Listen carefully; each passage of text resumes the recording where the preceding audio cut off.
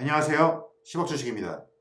자, 오늘 선물 분위기를 보니까 좀 올라갈 것 같은데요. 물론 이러다가 뭐 장 중반에 다시 떨어질 수도 있지만 어쨌든 이 저점에서 매수세가 들어온다는 것은 단기 기술적 반등 가능성이 좀 엿보이고 있다. 저는 이렇게 해석을 하고 싶고요. 그리고 왜 우리는 시장에 계속 붙어 있어야 되는지 이 부분에 대해서 오늘 여러분들께 좀 말씀드리고자 합니다. 자, 어제 장 같은 경우에는 또 올라갔다가 폭락했다가 다시 또 밀어 올렸는데요.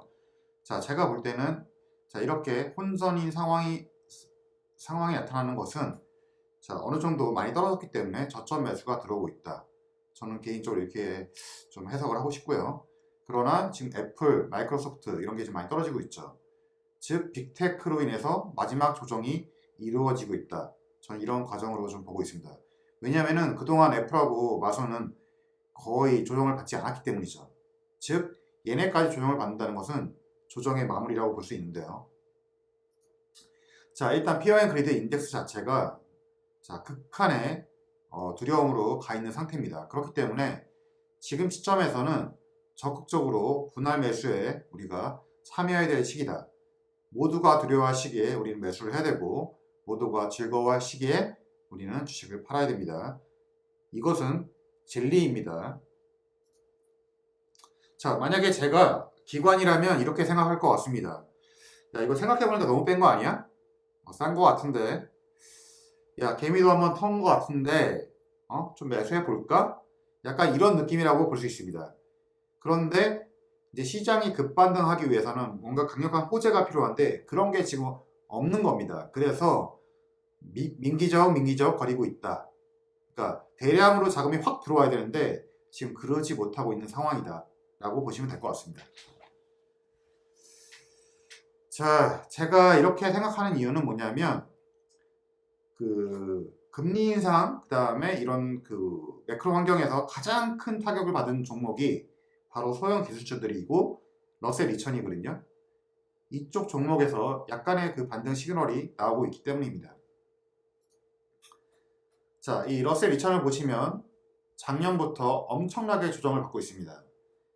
이 지수가 이 정도 내려갔으니까 이 개별 종목들은 거의 뭐 70%, 80% 다 나락으로 갔다 이렇게 보시면 될 것 같은데 어쨌든 이 시점에서 이틀 연속 반등 시그널이 보이고 있고 리비안이라든지 루시드를 비롯한 오픈도어, 소파이 모든 소형주들이 반등 시그널이 나오고 있는 상황입니다.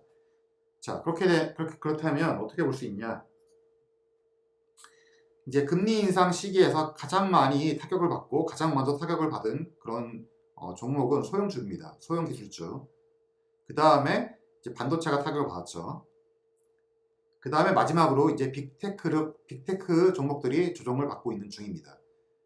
그 중에서도 조정을 가장 받지 않았던 애플하고 마소까지 조정을 받으면서 자, 어느 정도 조정의 끝자락으로 달려가고 있다. 저는 개인적으로 이렇게 보고 있고요.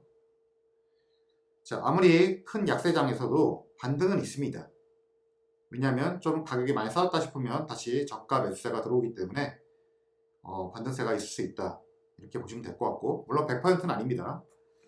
그리고 추세 전환이 일어나려면 다 아시는 그런 악재들이 해소가 돼야 되는데 어쨌든 금리 인상 카드가 6월, 7월에 연속으로 있기 때문에 당분간은 급상승하기는 어렵다. 하지만 단기간에 상승은 있을 수 있다.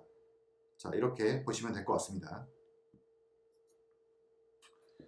자, 우리가 항상 공포의 극으로 달리고 있을 때 분할 매수를 해야 되는데 특히 레버리지 상품 같은 경우에는 이렇게 분할 매수를 꼭 해야지만 상승할 때 우리가 어느 정도의 그 리스크를 완화시킬 수가 있습니다.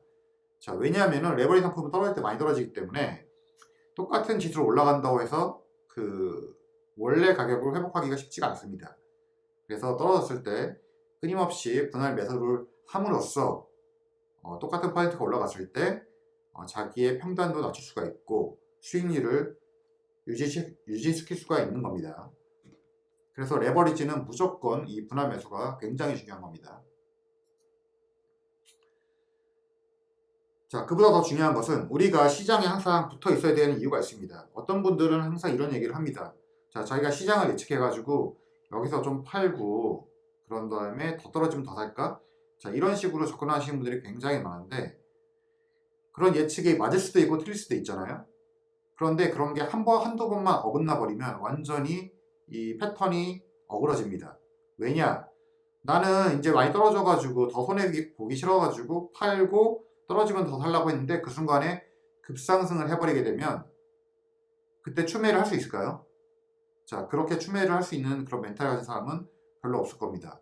그리고 설사 그렇게 올라갈 때 추매를 했다고 하면 다시 또 폭락하게 됩니다. 그때는 정말 멘붕이 오게 됩니다. 그리고 반등은 항상 급박하게 오기 때문에 그 시점을 알아맞출 수가 없습니다. 절대로. 제가 예를 들어서 좀 보여드릴게요. 자, 이 루시드 종목을 가지고 제가 예를 들을게요. 왜냐하면 결국에 모든 주식은 다 이렇게 비슷하게 움직입니다. 자, 1년 동안 이렇게 기다가 여기서 이제 차량 생산을 처음 하면서 급등을 하게 되거든요. 그래서 대부분의 사람들이 이 급등을 할 때 탈 수 있다고 자기가 이야기를 합니다. 그런데 심리적으로 절대 그럴 수가 없어요. 왜냐? 얼마 전만 해도 20달러에 거래되던 게 갑자기 여기 하루 만에 30달러로 올라가 버리면 이걸 추격 매수할 수 있는 사람이 그렇게 많지가 않아요. 그리고 추격 매수를 했다가 칩시다. 여기 다시 폭락을 하게 되면 멘붕이 오게 돼요. 그럼 다시 또 손절을 하게 됩니다. 그리고 또 다시 올라갈 수가 있거든요. 그러니까 이런 식의 단타 전략은 절대 통하지가 않고 주식은 항상 오를 때 이렇게 기다가 짧은 기간에 한꺼번에 오릅니다. 서서히 오르는 건 거의 없습니다. 오를 때 그냥 계단식으로 한 번에 올라가 버려요. 그러니까 우리가 이런 어떤 그 시점을 절대 알 수가 없기 때문에 시장에 머물러 있어야 된다고 제가 말씀드리는 겁니다. 이것은 비단 종목뿐만 아니라 나스닥 전체 지수도 다 마찬가지입니다. 급박하게 오릅니다. 오를 때는. 그리고 떨어질 때는 장기간으로 길게 내려갑니다. 그러면서 지쳐가지고 다 털고 나갑니다. 그 순간에 다시 폭발하면서 올라가 버립니다. 그게 주식입니다. 이게 비단 월로 봐서만 그런 게 아니라 이것을 하루의 그래프로 봐도 마찬가지예요. 이것도 지금 13달러까지 떨어졌다가 단 이 한두 시간만 몇 분 만에 급상승을 해버립니다. 이럴 때 절대 추격 매수가 불가능합니다. 그러니까 항상 떨어질 때마다 매수를 해야 되는 거예요. 특히 이 레버리지 상품 같은 경우에는 더 하다고 볼 수 있는 거죠. 자, 여러분들의 TQ로 손해를 많이 보고 있어도 걱정을 하실 필요가 없는 게 항상 수익률도 곱하기 3, 떨어졌을 때도 마이너스 3 이렇게 생각을 해야 돼요. 즉 60% 손해가 났다. 그러면 여러분들은 20% 손해가 난 거예요. 계좌에 있는 잔고를 보면서 괴로워하실 필요가 없어요. 아, 이거 그러면 60% 손해 났으니까 시장이 20%만 올라가면은 다 만회되는 거네? 라고 생각을 해야 돼요. 반대로 올라갔을 때는 그것도 3으로 나눠야죠. 야, 여기서 조금만 떨어져도 3분의 1로 깎이겠네? 라면서 두려워해야 됩니다. 즉, 떨어졌을 때는 욕심을 내야 되고 올라갔을 때는 두려움을 가져야 됩니다. 일반 종목에 곱하기 3으로 이런 생각을 가지고 있어야 돼요. 늘 마인드를.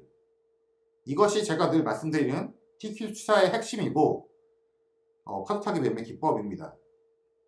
자, 이 정도만 기억하시고 매매를 하시면 큰 손해에도 절대 두려움 없이 우리가 버텨나갈 수 있는 것이고 이런 악재가 언제 해소될지 모르겠지만 이 악재가 해소되는 그 순간에 폭발적으로 올라갑니다. 우리가 그 순간을 잡을 수가 없기 때문에 시장에 붙어 있어야 되는 겁니다. 제가 드리는 말씀을 꼭 기억해 주시기 바랍니다. 감사합니다.